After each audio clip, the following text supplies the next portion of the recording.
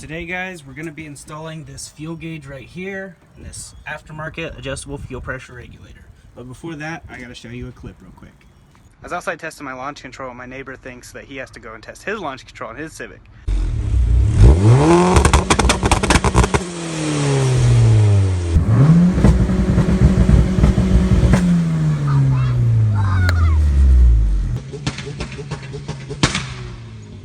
Wow, that sounds like straight gunshots.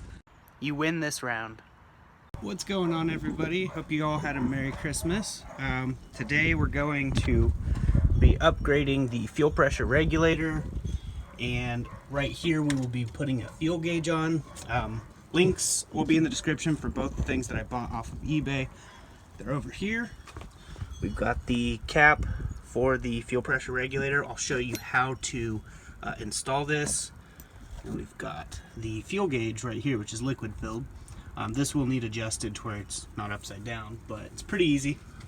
We're gonna make sure to thread tape everything, including the threads on here. So I installed the autism awareness tag covers on the front and back of the Civic, and they look pretty good. So thank you to everyone who donated to help me get these. That's what the money went to, is to get the autism awareness tag covers. So we'll be putting a 4-bar map sensor in on my next video, not in this one, but we will get started pulling this off, which is basically just the 2 bolts here, the vacuum line and the fuel clamp. And then over here, I think it's a 17 millimeter, we'll remove that entire nut. Alright, sorry for the wind in advance, everyone. If you didn't already know, I live on top of a hill and it's super windy up here all the time. So I'm working on getting a shop and a garage here in Copperas Cove, Texas. So bear with me. The video quality will improve coming soon. All right, so I like to use a rag. Since my engine bay is painted and I want it to look nice and keep looking nice, I like to put that there just in case it sprays any fuel, and try to release it slowly so it doesn't just spray out like crazy.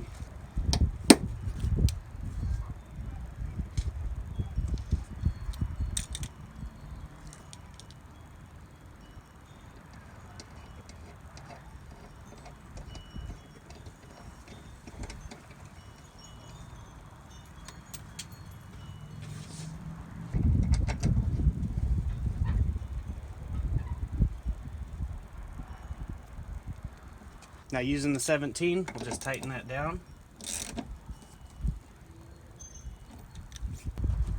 Now we're going to take this part off this block here so that we can tighten it down, because if not, the fuel gauge is going to hit up there. So I'm just going to take the fuel gauge part off real quick.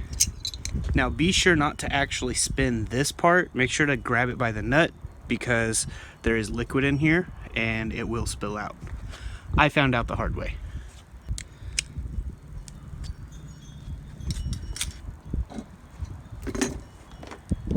All right, now we're going to screw the gauge on, and it's going to sit up like this. So I'm going to screw it in until it's sitting where I want it.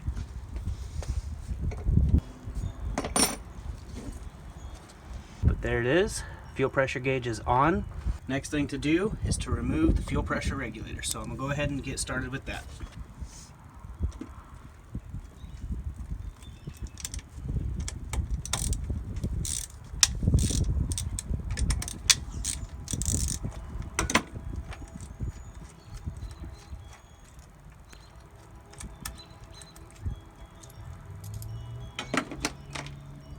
Alright, so the next thing I like to do, spray the whole thing down with brake clean, just to get all the gas off of it.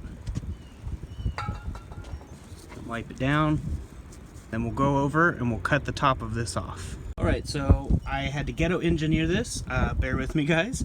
I've done this before and it worked well, but we're basically just going to chop this off, but I want as clean and straight of a line as I can get, so that's why I have it set in the vise. So make sure to wear safety equipment and you should be good to go. So I'm gonna go ahead and cut this top pad off.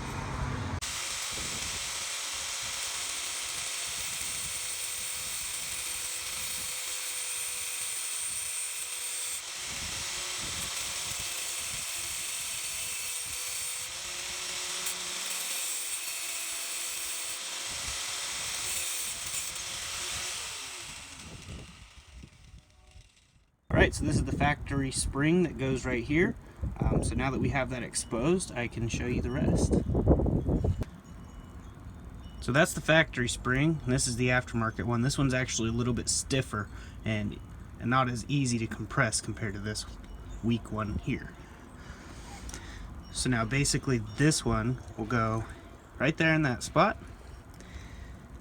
And then we have this top hat right here. Now this gasket will go in this place right here so we don't have any vacuum leaks. Basically just put that little O-ring in. Pretty simple. And now before we do that, I'm gonna go ahead and thread tape these threads. That way we don't have any vacuum leaks or boost leaks or anything like that. Better safe than sorry. Alright, now that we've got the gasket in there, we're going to go ahead, put that spring right here, and put this piece on the top. Basically just like this. And now see, that gasket will seal up in there pretty well. So now we're going to go ahead and take this bottom piece, and then we're going to put these Allen screws through it, just like that.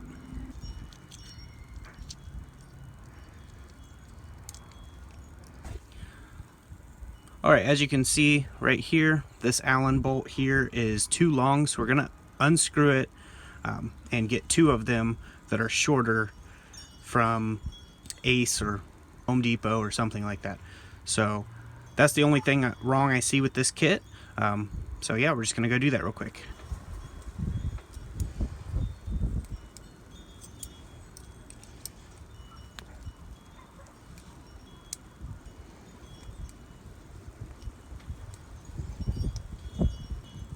Alright, so there it is. All the bolts are in, the O-ring's on. We have this adjusted all the way out, so it should be close to factory, and then we can adjust it up from here. So basically we'll just put this back on and start it up and see what happens. Alright, so I had to get a little bit longer hose, but it's not a big deal, I have plenty.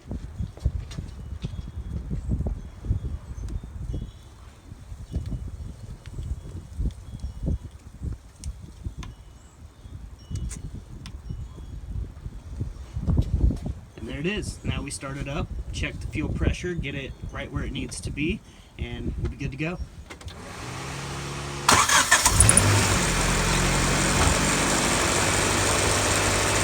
Alright, so real fast we're going to make sure there's no leaks from the fuel pressure regulator or the fuel gauge. Then we're going to turn it up. Now, in order to turn it up, you will want the vacuum line disconnected and plugged off.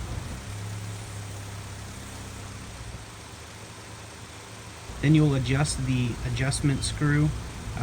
You go left or right. Left would be loosening, which would lower your fuel pressure, and right would be tightening, which would raise your fuel pressure. We want it right around 41 psi. Sounds good for the factory setup. With it disconnected, you want it to be right around 45-ish or close to that. With it connected, with the vacuum line connected on the actual fuel pressure regulator, you want it right around 38 to 41 seems good, and it runs really good like that. Now, in order to go up higher than that, you're going to have a lot of tuning done for the duty cycle of your injectors and stuff like that. Real fast, I'm going to show you real quick what happens when you turn the fuel pressure up too high while the engine is running, and it's not tuned for it and it doesn't have big enough injectors for that. So I'll show you real quick.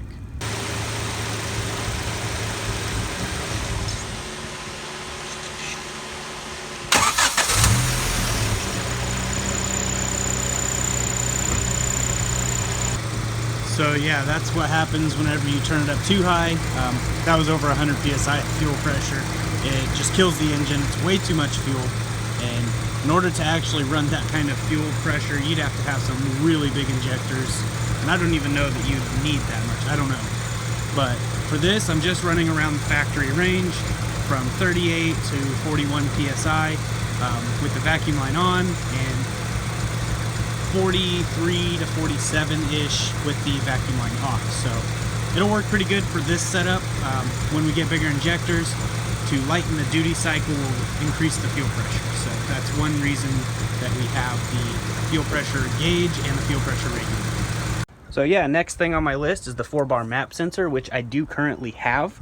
So I will do a video on that. I'm not going to do it in this video. I'm going to give you some more content by doing multiple videos. But yeah, so fuel system upgrade is complete. We've got the Walbro 255. We got the K&N fuel filter, which is a high flow fuel filter. We've got the fuel pressure gauge to see with the fuel pressure regulator to see if it's all working together and everything's good. We've got the 525cc injectors, so fuel system side's done for now. All right, another thing I wanted to note real quick is even with the engine off, you should still have some fuel pressure in your line. If it drops straight to 0, that could be an issue. That means there's somewhere it's not pressurizing and it's just flowing back into the tank or whatever. So that's also a good thing about having these fuel gauges. Another thing I wanted to also mention real fast, stock fuel regulator with the adjustable part added to it on a stock fuel rail with 2000cc injectors I've seen make 600 horsepower to the wheels on completely factory lines, a high flow fuel filter, and a Walbro pump. So you don't have to upgrade all your lines and all that stuff as well. Seeing as how I'm only on low boost, we're at 10 pounds right now. We'll have an electronic boost control solenoid, the boost by gear setup, coming soon. I'm just waiting on shipping and it'll be here. Show you how to wire that thing up and install it so we can turn the boost up with the computer settings. But map sensor, boost solenoid, and then we're going to crank the boost up even more. This stock motor is a real trooper, so I'm really impressed with it. I have had 18 pounds of boost on a stock D series before, and it did great, but I'm not going to run 18 on this. I'm just going to run no more than 14.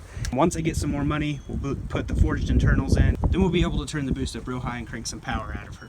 But 200 horsepower on the current setup, pretty good. I'm going to be swapping turbo with Michael, the guy who tuned this. I'm going to be going down a size because this is just too big for this setup. It works, and it makes 200 horsepower. It's really good, but it doesn't spool fast enough for this engine, and this turbo would be better on his setup. So we're going to be swapping. I'm going to be going down to a slightly smaller turbo that flows really well.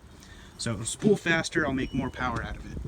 So I hope you guys enjoyed this video. Definitely consider subscribing, and we'll see you guys in the next one. So until then, God bless and stay safe.